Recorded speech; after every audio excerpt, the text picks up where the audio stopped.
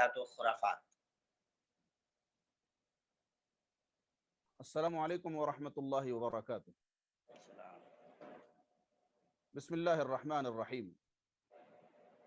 الحمد للہ رب العالمین والعاقبۃ للمتقین ولا عدوان الا علی الظالمین والصلاة والسلام الاتمان الاکملان علی اشرف الانبیاء والمرسلین نبینا ورسولنا واسوتنا وقدوتنا محمد بن عبد اللہ الامین وعلى آلہ وصحبہ اجمعین ومن تبعهم بإحسان إلى يوم الدين أما بعد قال الله تعالى إن عدة الشهور عند الله 12 شهرا في كتاب الله يوم خلق السماوات والأرض منها 4 حرم ذلك الدين القيم فلا تظلموا فيهن أنفسكم وقال النبي المصطفى والحبيب المرتضى صلوات ربي وسلامه عليه افضل الصيام بعد رمضان شهر الله المحرم وافضل الصلوات بعد المكتوبة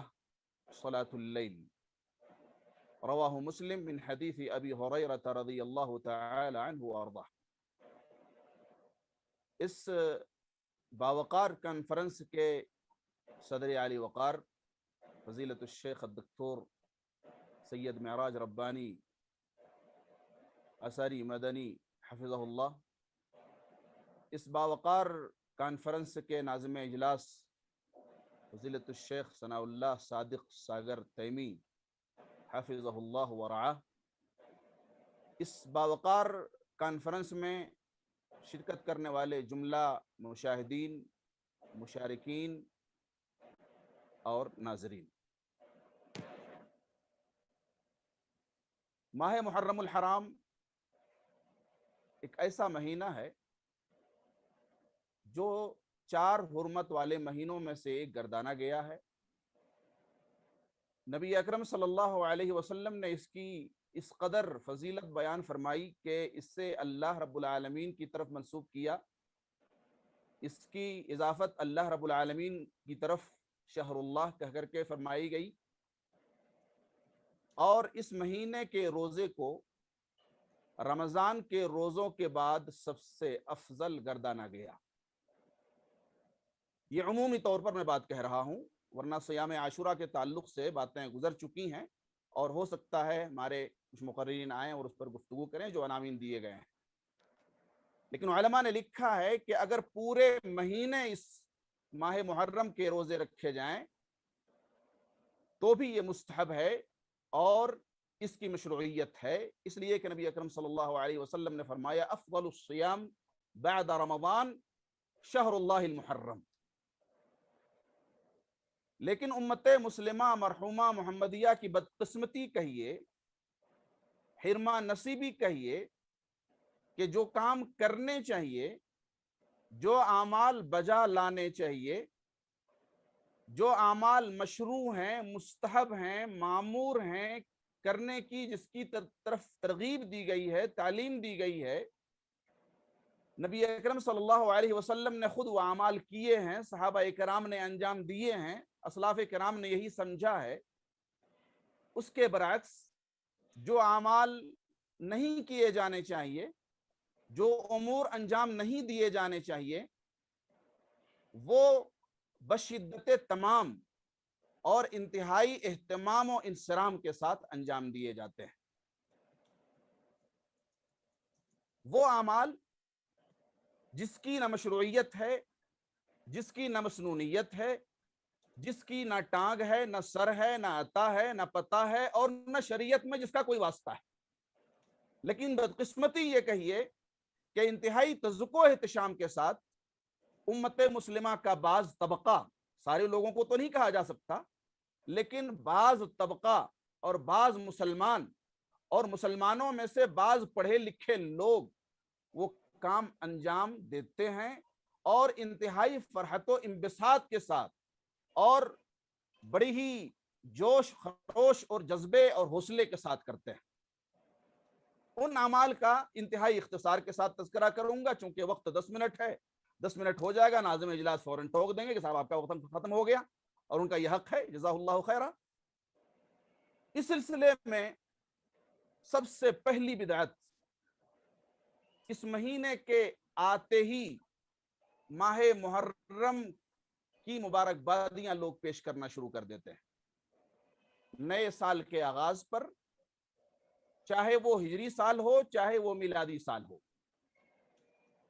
اس کا ثبوت نہ سلف سے ہے، نہ نبی اکرم صلی اللہ علیہ وسلم نے ایسا کیا، نہ قرآن میں اس کی تعلیم موجود ہے، نہ حدیث میں موجود ہے۔ دوسری بدعت ماہ محرم کی عمومی طور پر یہ ہے کہ اس مہینے کے آتے ہی لوگ محفلیں منعقد کرنا شروع کر دیتے ہیں، اور وہ محفلیں جن محفلوں کو مجلس سے عزا کہا جاتا ہے، ان محفلوں میں قوالیاں، رقص و سرود، ناچ گانے، باجے تماشے تاشے اور ڈھول پیٹنا وغیرہ وغیرہ انجام دیا جاتا ہے۔ حد تو تب ہو جاتی ہے جب ان مجلسوں میں اس امت کی سب سے بہترین جماعت کو ہدف تنقید بنایا جاتا ہے، ان کو گالیاں دی جاتی ہیں، ان پر سب و شتم کیا جاتا ہے، لعن و طعن کیا جاتا ہے، طنز و تعریض سے کام لیا جاتا ہے، بالخصوص حضرت ابو بکر صدیق اور حضرت عمر رضی اللہ تعالی عنہ اور حضرت معاویہ رضی اللہ تعالی عنہ۔ حضرت حسین رضی اللہ تعالی عنہ کی شہادت کے موقع پر ماتم، تعزیہ داری، گریہ وزاری اور سوگ منایا جاتا ہے۔ ماہ محرم کے آتے ہی حضرت حسین رضی اللہ تعالی عنہ کے نام پر گھوڑے تیار کیے جاتے ہیں، والعیاذ باللہ۔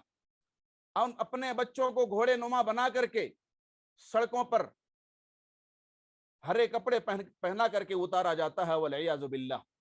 نبی اکرم صلی اللہ علیہ وسلم کی جبکہ انتہائی صریح اور واضح تعلیم موجود ہے، فرمایا آپ صلی اللہ علیہ وسلم نے، بخاری اور مسلم میں موجود ہے، لیس منا من لطم الخدود وشق الجیوب ودعا بدعوى الجاہلیہ، وہ ہم میں سے ہے ہی نہیں جو اپنے گلے پھاڑے، اپنے گریبان نوچے۔ آپ ماہ محرم کے آتے ہی دیکھ لیجئے، سینہ کوبی کی جاتی ہے، سینہ پیٹا جاتا ہے، چھاتیاں چھلنی چھلنی کر دیا جاتا ہے، خون سے شرابور ہو جایا جاتا ہے حضرت حسین رضی اللہ تعالی عنہ کی محبت میں۔ ذرا کوئی ان سے یہ پوچھے اور یہ بتائے اور یہ سوال کرے، استفسار کرے کہ کیا حضرت حسین کے نانا صلی اللہ علیہ وسلم نے اس کی تعلیم دی ہے؟ حضرت حسین رضی اللہ تعالی عنہ کے نانا کی تعلیم تو یہ تھی کہ لیس منا من لطم الخدود وشق الجیوب ودعا بدعوى الجاہلیہ۔ حضرت حسین رضی اللہ تعالی عنہ کے نانا کی تعلیم تو یہ تھی کہ میری امت کے لوگ چار چیزوں کو نہیں چھوڑیں گے، ان میں سے یہ ہے النیاح والمیت۔ یہ کس قدر عجیب بات ہے کہ ایک مدت مدید گزر جانے کے بعد بھی ماتم، گریہ وزاری اور سوگ منانا نہیں چھوڑا جا رہا ہے، والعیاذ باللہ۔ باقی ایام میں عیش و عشرت کی زندگی گزاری جاتی ہے۔ اسی طرح سے ایک بدعت یہ بھی اس مہینے میں ہے کہ اس مہینے میں عمومی طور پر رشتے نہیں کیے جاتے ہیں۔ ایام تو سارے اللہ رب العالمین کے ہیں۔ سورہ توبہ کی جو آیت آپ حضرات کے سامنے بار بار پڑھی گئی ہے، آیت نمبر 36، اللہ رب العالمین نے فرمایا ان عدت الشہور عند اللہ 12 شہرا فی کتاب اللہ یوم خلق السماوات والارض۔ اللہ رب العالمین کے یہاں مہینوں کی تعداد 12 ہیں، ان 12 مہینوں میں آپ جو چاہیں کر لیجئے، کوئی حرج کی بات نہیں ہے۔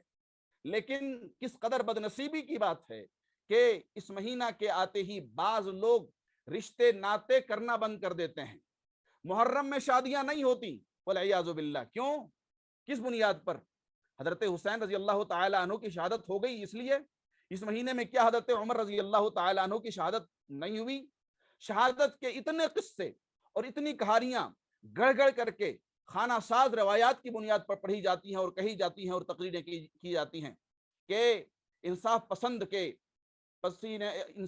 پسند انسان کے ماتھے پر سردی کے مہینے میں بھی پسینہ آنا شروع ہو جاتا ہے۔ وہ کہانیاں اور وہ قصے گھڑی جاتی ہیں اور کی جاتی ہیں جو نہیں ہونا چاہیے۔ اسی طرح سے اس مہینے میں نئے کپڑے نہیں پہنے جاتے ہیں، نہ سلوائے جاتے ہیں۔ اسی طرح سے اس مہینے کی ایک بدعت یہ بھی ہے کہ کپڑے کو الٹ کر کے پہنا جاتا ہے، والعیاذ باللہ۔ اس مہینے کی ایک بدعت یہ بھی ہے کہ بستر کی چادریں الٹی کر کے رکھی جاتی ہیں۔ اسی طرح سے اس مہینے کی ایک بدعت یہ بھی ہے کہ چارپائی الٹ کر کے رکھا جاتا ہے۔ اسی طرح سے اس مہینے کی سب سے عظیم اور سب سے بڑی بدعت یہ ہے کہ مرثیہ خوانی کی جاتی ہے حضرت حسین رضی اللہ تعالیٰ عنہ کے تعلق سے۔ اسی طرح سے اس مہینے کی ایک بدعت یہ بھی ہے کہ پیاسے رہا جاتا ہے، پانی نہیں پیا جاتا، چھوڑ دیا جاتا ہے کربلا کے نام پر۔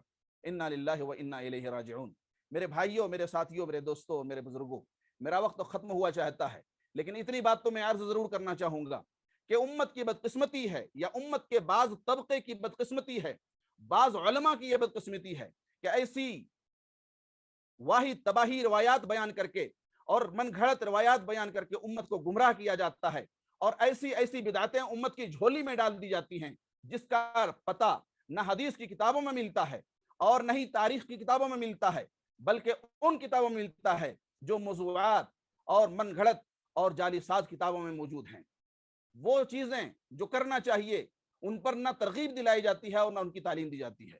اللہ رب العالمین سے دعا کرتا ہوں کہ اللہ رب العالمین ہم کو، آپ کو، سب کو اور پوری ملت اسلامیہ امت مرحومہ محمدیہ کو صحیح سمجھ کی توفیق نصیب عطا فرمائے۔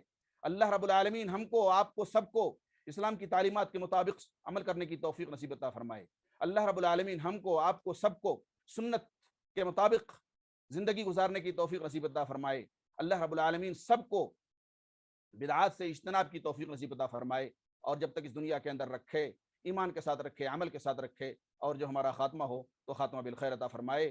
آمین ثم آمین، وآخر دعوانا ان الحمد للہ رب العالمین۔ السلام علیکم ورحمۃ اللہ وبرکاتہ۔